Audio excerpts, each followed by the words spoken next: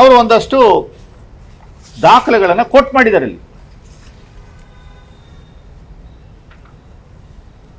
Decision of the competent authority under section 17A of prevention of corruption act 1988 and 218 of ಭಾರತೀಯ ನಾಗರಿಕ ಸುರಕ್ಷಾ ಸಮಿತಿ ಅಂತ number 1, number 2, number 3 ಅಂತ 10 page 6 page ಇಲ್ಲಿ ಹಾಕಿದ್ದಾರೆ. You mean to say T.J. Abraham, Shyam I. Krishna, Pradeep Kumar are the competent authorities? That the meaning of that. ಯಾಕಂದ್ರೆ ಇಲ್ಲಿ petition from T.J. Abraham ಅಂತ ಹಾಕಿದಿರಿ. Petition from T.J. Abraham itself is going to become competent authority. ಇದೆಂಥ ದುರಂತ ಸ್ವಾಮಿ.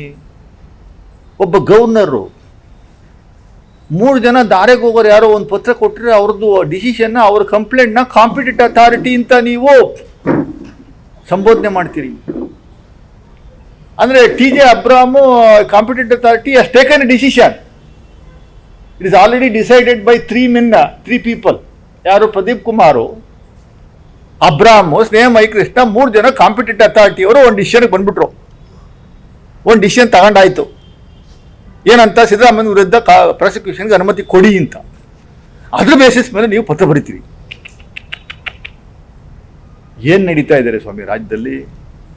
Governor ಕಚೇರಿ ಏನು ನಡೀತಾ ಇದೆ ಅನ್ನೋದು ಅರ್ಥ ಆಗ್ತಾ ಇಲ್ಲ.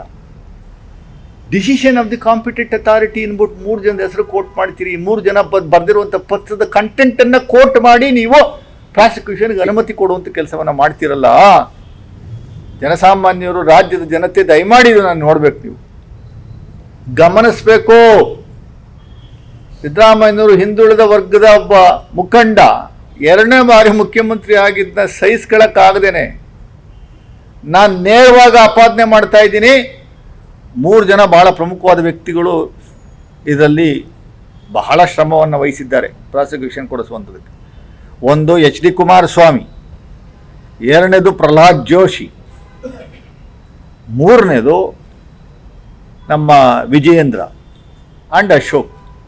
ಇಷ್ಟು ಜನನು 24/7 ಕೆಲಸ ಮಾಡಿದ್ದಾರೆ. ಯಾರ ಹಡಿನಲ್ಲಿ? ನರೇಂದ್ರ ಮೋದಿ ಮತ್ತು ಅಮಿತ್ ಶಾ ಅವರ ಹಡಿನಲ್ಲಿ ಕೆಲಸ ಮಾಡಿರುವಂಥದ್ದು. ನೆಕ್ಸ್ಟ್ ನಮಗಿರುವಂಥ ಮಾಹಿತಿ ಪ್ರಕಾರ next target is D.K. Shivakumar. You are going to do same thing for D.K. Shivakumar also in coming days. ಅಂದರೆ ಇವರಿಬ್ಬರನ್ನ ತೆಗೆದ್ರೆ ಕರ್ನಾಟಕ ರಾಜ್ಯದ ಕಾಂಗ್ರೆಸ್ ಸರ್ಕಾರ ಸಂಪೂರ್ಣವಾಗಿ ಮುಗೀತು ಅಂತ. ಅಧಿಕಾರದ ದಾಹ ಎಷ್ಟರ ಮಟ್ಟಿಗಿದೆ, ನಿಮಗೆ ಎಷ್ಟರ ಮಟ್ಟಿಗಿದೆ ಅನ್ನುವಂಥದ್ದು ಇದು ಉದಾಹರಣೆ. ಯಾರನ್ನ ಬೇಕಾದ್ರೆ ಗನ್ ಪಾಯಿಂಟಲ್ಲಿ ಒಡೆದು ಬಿಸಾಕಿ ಸರ್ಕಾರ ರಚನೆ ಮಾಡಬೇಕು ಅನ್ನುವಂಥದ್ದು ಏಕೈಕ ಉದ್ದೇಶ ನಿಮ್ಮದು. ಲಾ ಅಂಡ್ ಆರ್ಡರು, ಕಾನೂನು ಯಾವುದೂ ಇಲ್ಲ ನಿಮ್ಮ ಮುಂದ್ಗಡೆ. ಒಬ್ಬ ಗವರ್ನರು ಪ್ರಾಸಿಕ್ಯೂಷನ್ಗೆ ಅನುಮತಿಯನ್ನು ಕೊಡಬೇಕು ಅಂತ ಅಂದರೆ ಒಂದು ಕಾಂಪಿಟೆಂಟ್ ಅಥಾರಿಟಿ, ತನಿಖೆ ಸಂಸ್ಥೆ ಒಂದು ವರದಿಯನ್ನು ಕೊಡಬೇಕು. ಯಾವುದಾದ್ರೂ ವರದಿ ಆಧಾರದ ಮೇರೆಗೆ ಪ್ರಾಸಿಕ್ಯೂಷನ್ಗೆ ಅನುಮತಿ ಕೊಡುವಂಥದ್ದಕ್ಕೆ ಅವಕಾಶ ಇದೆಯೇ ಹೊರತು ಸ್ವಯಂ ಪ್ರೇರಿತವಾಗಿ ಅವಕಾಶ ಕೊಡುವಂಥದ್ದಕ್ಕೆ ಇಲ್ಲ, ಅನುಮತಿಯನ್ನು ಕೊಡುವಂಥದ್ದಕ್ಕೆ ಅವಕಾಶ ಇಲ್ಲ. ಆದರೆ ನಿಮ್ಮಲ್ಲಿ ಎಲ್ಲ ನಡೆಯೋದೆಲ್ಲ BJP ನೇತೃತ್ವದ ಸರ್ಕಾರಗಳು ಪೂರ್ತಿ ನಡೆಯೋದೆಲ್ಲ ಪೂರ್ತಿ ಉಲ್ಟಾ.